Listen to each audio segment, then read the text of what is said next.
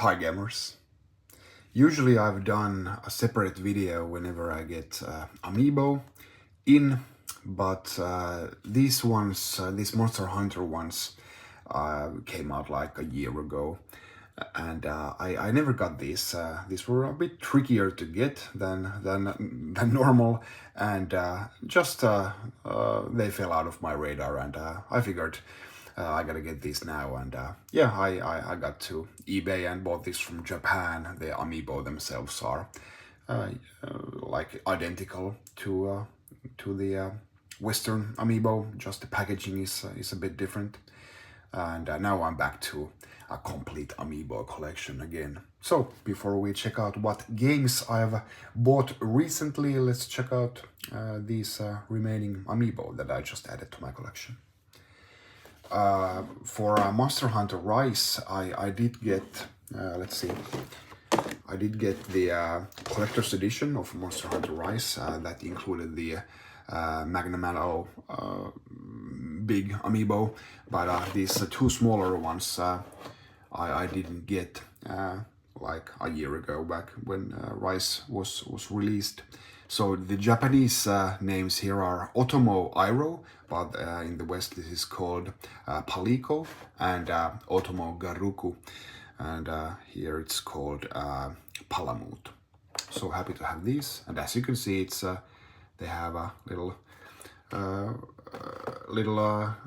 Japanese text here, and the backs look like this, but the Amiibo themselves are identical. So I think I'm gonna be opening these up like I have most of my Amiibo.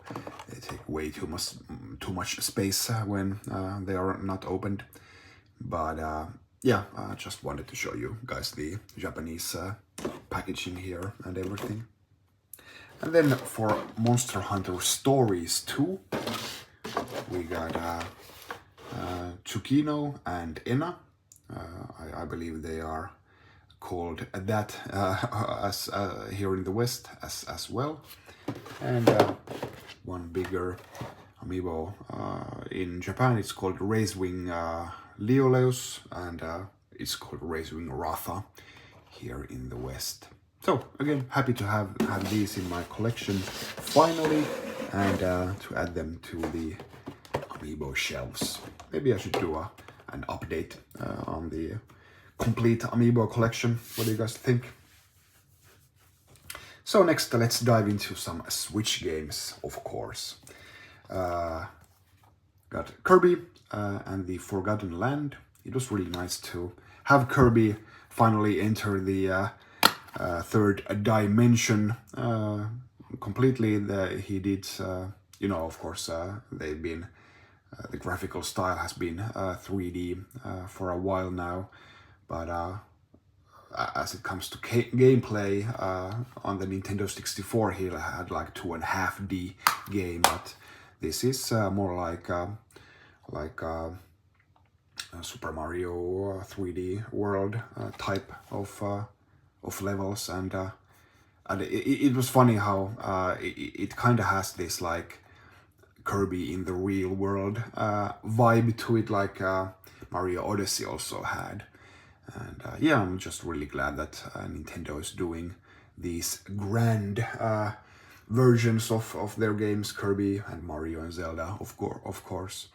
And even though this is, I haven't finished this, I'm still reeling from Elden Ring. Stay tuned until the end of the video for some more thoughts on Elden Ring. But yeah, it was still just a nice palate cleanser after Elden Ring, just super colorful and looks perfect. But I believe this is a really short game. You can like finish it in like 5 hours if you want. And even the 100% completion doesn't take a crazy amount of time. But still, yeah, love Kirby. Then we have Chocobo GP. Triangle Strategy. I really love the art style still. I think I'm not alone with the thought that Square Enix should do all of their 2D games in this graphical style. And Grand Theft Auto, the trilogy, very infamous release on any platform, but also on the Switch. And it's a bit of a shame that even the game cart doesn't include all of the games. I think it includes 2 of them, or just 1. Sorry, I forgot. But at least GTA 3 is on the cart, and San Andreas isn't, but not sure if Vice City was on it, or I think Vice City 4 was also a downloadable game, which is a bit of a shame. Like, if you get a physical game, you should get all of them on physical form. So, yeah. Then we have Pokemon Legends Arceus. As you might know, I don't really play Pokemon games, but I love to collect them. But I've been really hearing really good things about Arceus. Like, people are saying that this is finally the next gen Pokemon that they should have done a long time ago. Not perfect graphically, but like what Pokemon is. But just the way they've handled like the open world and how you initiate the battles and everything just is a real step forward. So that's it for the Switch games and the Amiibo. And next, let's dive into Elden Ring. Yeah, I do have the collector's edition back there. I just got this plain case here for visual purposes while I talk here. I'm a huge fan of From Software. I'm a huge fan of Dark Souls and especially Bloodborne. Bloodborne was my first Soulsborne game that I've ever played, and after that I've played all the games: Demon Souls, Dark Souls 1, 2, and 3, Bloodborne, and Sekiro, all through to the end. And so I was really looking forward to Elden Ring, and it really delivered. It's a fantastic open world. Looks great, and the exploration is great. I love that that there is a lot of things to find in the world, while still like being not too tightly packed. Like, you don't have to like well, of course, if you want to find everything, you have to scour every inch, but you know what I mean. Like, there isn't too much things to find. Like, it's not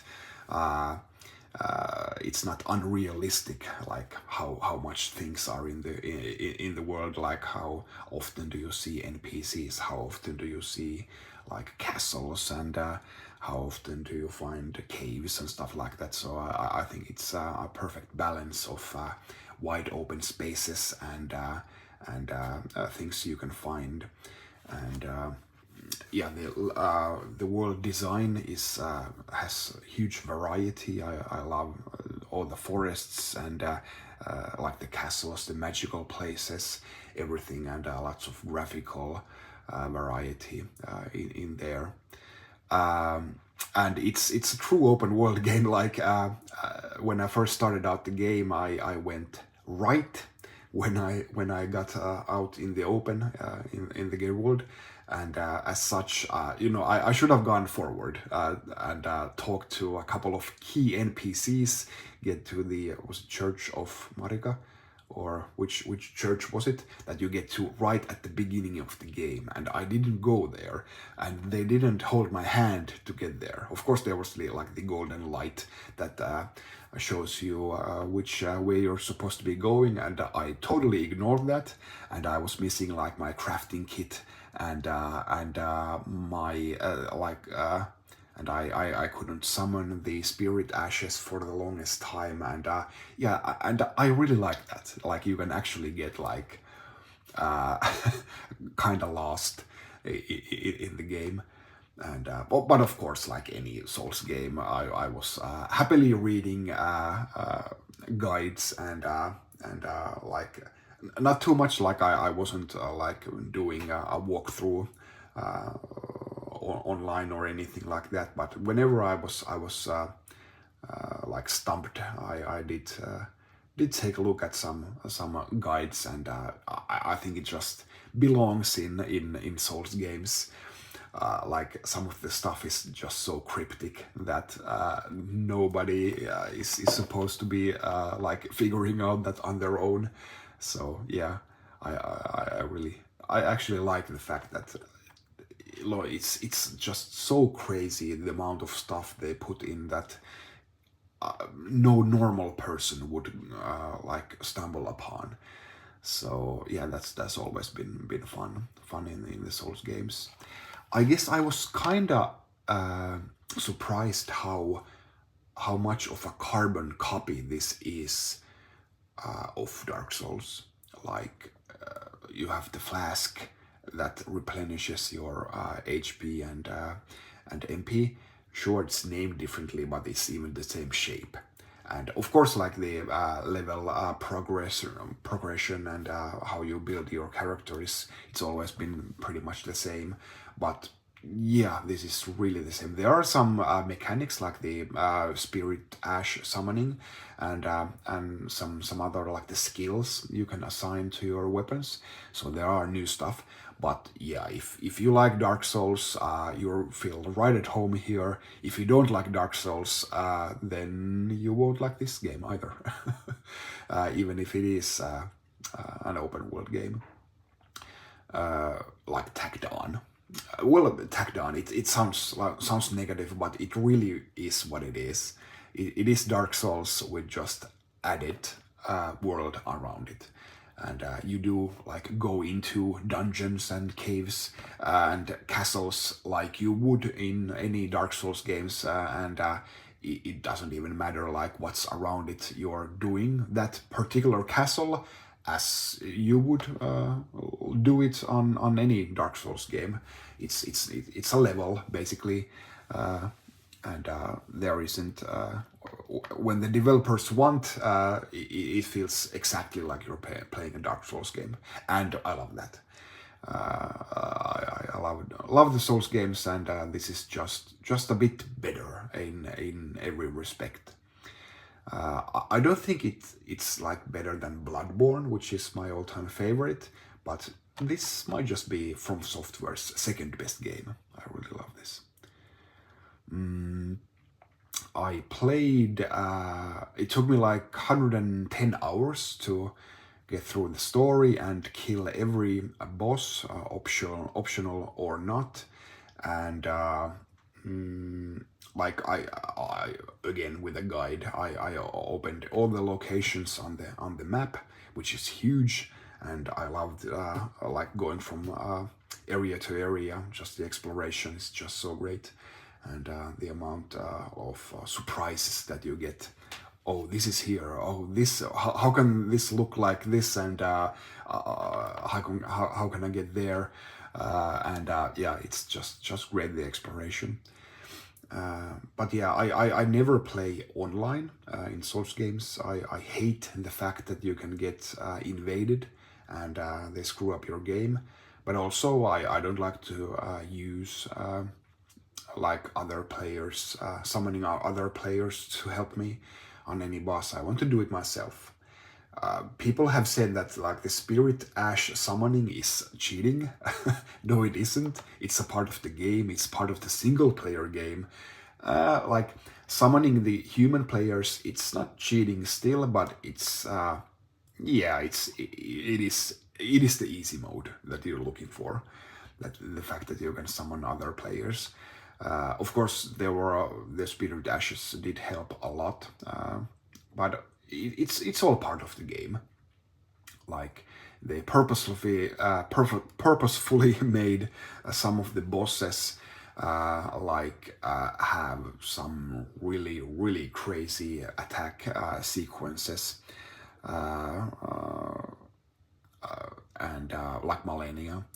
and I think like you're supposed to be having a spirit ash, someone fighting alongside you, just to like have the boss divide their attention between you two, and it's all balanced out, and yeah, like unlike Sekiro, where you couldn't grind levels, you just had to get good. Here you can actually absolutely get just grind some levels, go anywhere else in the game world. There are so many places to go. That's like the best thing here, is that you have almost a limitless amount of places to go, and you can always explore some more, find some other cave, find a new boss, level up a couple of levels, and then you're that much better equipped to tackle the boss that you're actually stuck in, and just works great. I wouldn't say that this is this is definitely not an easy game, and I think some people say that this is like the most Miyazaki, I think, said that this is the most beginner friendly Souls game, and that just might be, but that still doesn't make it easy. You can unless you're like really focused and motivated on getting through the game, you can easily like figure that this isn't for me. So it's definitely has all the Souls mentality and all the Souls difficulty that you're expecting. But yeah, now that Zelda Breath of the Wild 2 has been delayed until next year, I would figure this is my game of the year easily. I don't think any game can dethrone this. I absolutely love it, and I think like this is like From Software's like most successful game already, or something like that. So that means we're gonna get DLC, we're gonna get more games in the Elden Ring series. I love it. I love it all. Bring it on. And yeah, just a fantastic journey from beginning to end, and great challenge. Looks great, great atmosphere, and everything that you loved in Souls games is here, and a great open world.